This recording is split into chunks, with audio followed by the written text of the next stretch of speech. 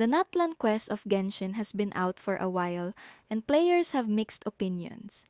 I enjoyed the quest. However, there are many points that players, I myself included, can't help but be a bit agitated about. So I'm gonna talk about it. My name is Kira, and let's talk about Genshin's 6th region, Natlan. First is the Archon quest.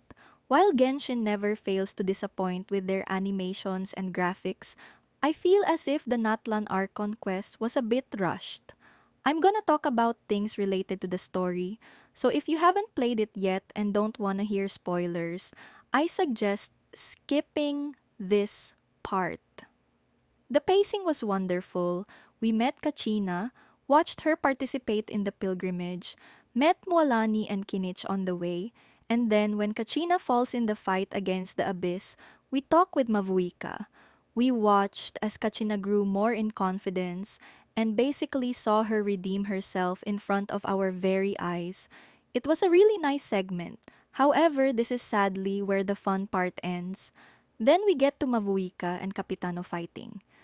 Capitano had great potential to be a villain in Natlan, yet Genshin took that away by making him agree with Mavuika as soon as he got defeated. We also find out that Ororon is in cahoots with him.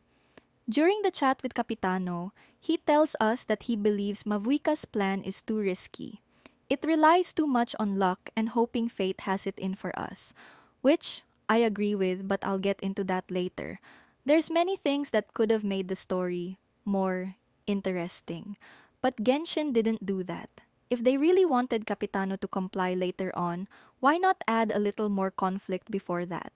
Just a fight and he's complying. It feels so fast and rushed.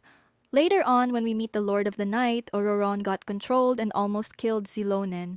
But Capitano intervened. What would have happened if Zilonen did die? Well, there's no need to think because via Hoyo blessing, she doesn't. Ororon is also an interesting character, but again, he too had wasted potential. Allow me to read off what is written about him in the Genshin wiki. In his youth, Ororon was abandoned by his biological parents for reasons unknown. However, it was later revealed that he has a unique constitution of his own. He has a damaged soul, which is considered to bring ill tidings and misfortune by the tribe. As such, Ororon was ostracized despite being raised by the tribe, leaving him questioning the purpose of his life.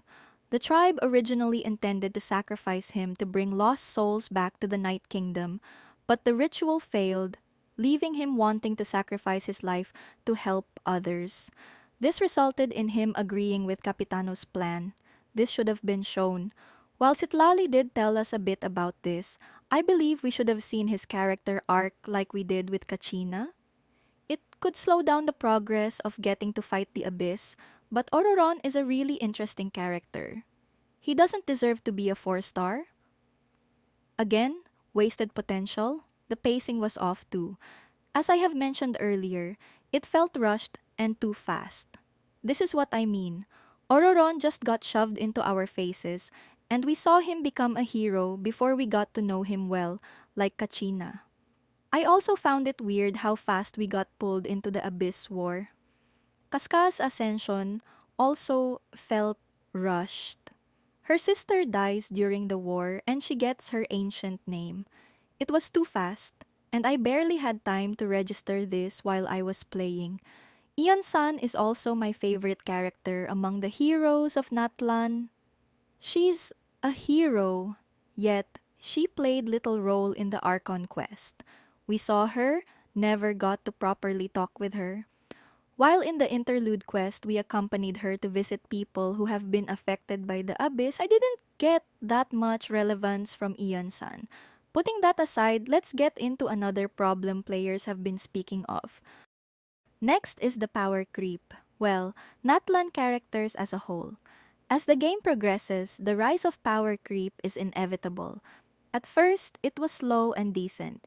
Even 4 stars could finish the spiral abyss with no problem.